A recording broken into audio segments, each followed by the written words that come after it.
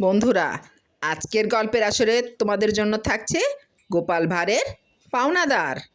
গোপাল একবার বাইরে বেড়াতে গিয়েছিল। সেখানে গিয়েই অসুখে পড়ে গিয়ে বিভ্রাট।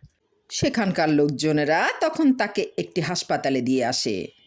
বিদেশ বিভুঁই, তাই সেখানে জানাশোনা কোনো লোক ছিল না তার। রোজগারপত্র না থাকায় অনেক ধারটার হয়েও গেল সেখানে। সেই হাসপাতালে এক বৃদ্ধা তার ছেলেকে রোজ দেখতে যান। তিনি লক্ষ্য করেন সব রোগীকেই কেউ না কেউ দেখতে আসে, খাবার নিয়ে আসে, কিন্তু সামনের একজনের রোগীকে কেউ দেখতে আসে না বা কিছু মিষ্টিও তার জন্য আনে না।